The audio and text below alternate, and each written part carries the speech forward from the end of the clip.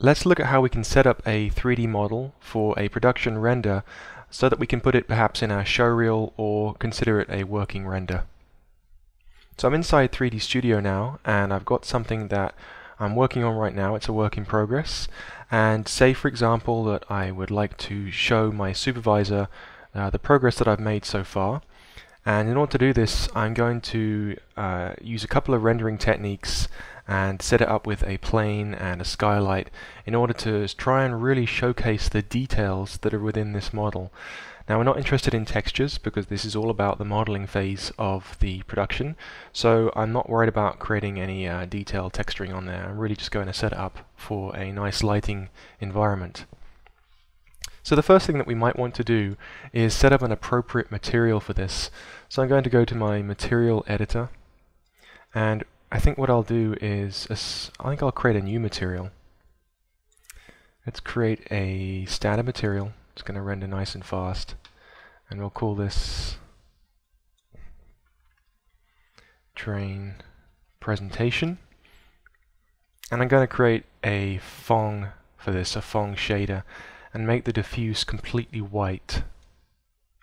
So we're going to do a trick which actually utilizes ambient occlusion to actually pull out all the details, so that the details will really be formed purely by the shadows in the scene. So what I can do is just select all the geometry in the scene, and I'm going to go assign material to selection. We'll close this down, deselect, and then what I think I'll do is create a plane. The plane will be good because it'll catch the shadows of the train and it'll kind of give it a grounding so it looks like it's not just floating in space. So go to the Create tab and I'll go to Plane. I'm going to click somewhere in the middle of the scene and hold down the Control button to produce a fairly large plane. At this point, I think what I'll do is actually create a new material. I'll just call this one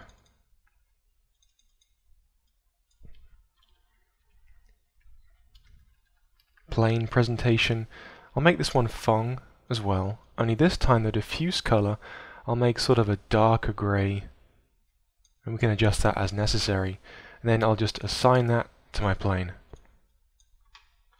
Okay, let's see what we have so far. We have this. Next, what I'm going to do is set up a background color for this wide open space here, which by default will render as black. I don't want to have to bring that into Photoshop and change it up, at least for this quick and easy render. For something more straightforward, we can just hit the number 8 on the keyboard, and it brings up the Environment and Effect panel. And you see we have this guy here, Background Color, and this just changes the default background color at render time. So, bearing in mind that if I load up my material editor, I set a gray diffuse color for this plane. If I click on background color here, click on the eyedropper, I can pick up that diffuse color, click OK, and now at least we'll get something close to begin with, bearing in mind that the lighting on the plane is going to change it a little bit. So that's how we can set up the background. Next, we need to actually consider the lighting for the scene. And what I like to do for just a quick render to demonstrate the modeling and the detail in this is just use a skylight. So if I make sure I'm on my Lights Creation tab, go to Standard, and click on Skylight, I'm going to click that in the middle of my scene. And if I move this up, I'm just going to keep it sort of roughly above my object, and that's really all we need, at least for lighting when we're just demonstrating our modeling. Next, we need to set up our renderer so that it really makes use of that skylight to the fullest. So what I'm going to do is go to my render setup, and on the Common tab, if I just scroll down, for this, whereas I normally use Mental Ray, for this presentation render, if we just use under Assign Renderer, just make sure we have default scan line selected. That's the default renderer for 3D Studio. And And then under advanced lighting, I'm going to change this from no lighting plugin to light tracer. And what this does is it's going to use ambient occlusion, and it's going to create essentially very soft shadows. It's going to calculate where the light cannot reach due to cast shadows on the objects. Well, form and cast shadows. So let's do a test render. I'll bring this in, just click render, and we can see this is starting to render. It's going to take a little longer than your average default render because it's having to calculate all of this ambient occlusion. But you can see because of that white Phong, we're getting just the details where we see the little ridges and the shapes and all the little fine intricate pieces that have been put together here.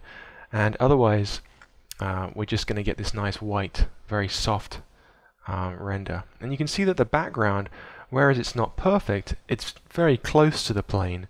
So we could tweak that. We could maybe darken it down a little to get it spot on. But for now, this'll work fine. And we can see that very soft cast shadow underneath the engine. Again, that's all being calculated with that ambient occlusion.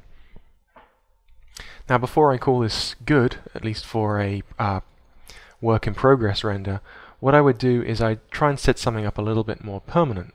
So if I close this down, the problem is the aspect ratio of my perspective window is different from the aspect ratio of my render view.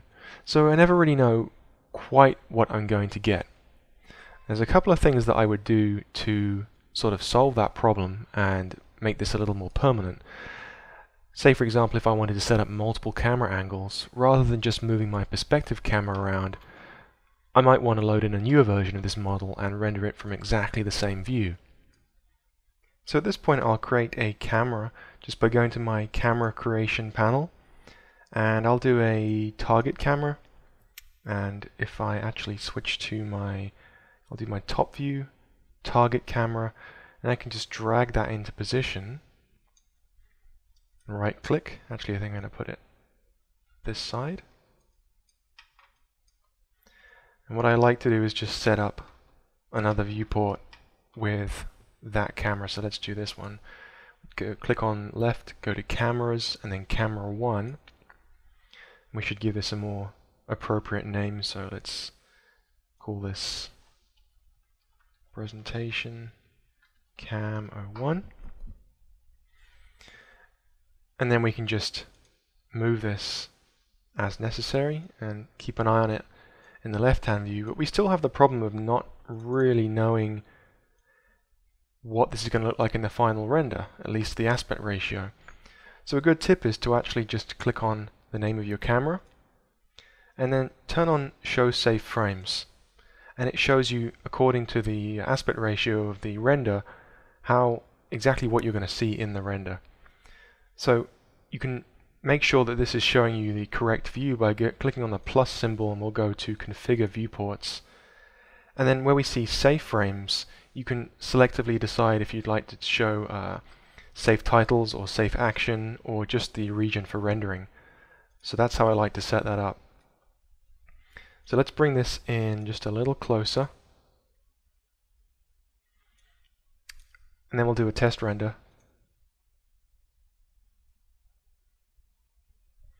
And there we go. So that will work nicely as a presentation render to show off the modeling for this vehicle. One other thing to note is that you want to make sure that your resolution really is set according to how much detail you really need to see. So you might want to increase it from the default. So if I go to my render setup, you'll notice that my default settings are 640 by 480. And really, if I were going to hand this into someone, I'd probably give them a larger output size, probably something closer to 1280 by 1024 in this case, which would give me not widescreen but a nice fair size to work with, and I can zoom in and see all those details. Other things to consider are that you can customize your skylight a little bit if you wanted to. So if I select my skylight, go to the settings, you can adjust the multiplier and the color, but I would do that with caution. By default, I tend to find I get good results with the standard value, And if you start changing things up, then you're going to have to do additional work to get your background to match the ground plane, and also just kind of get everything to gel together. But it's something worth thinking about. So there you go, that's the quick and easy way to set up a work in progress or production render.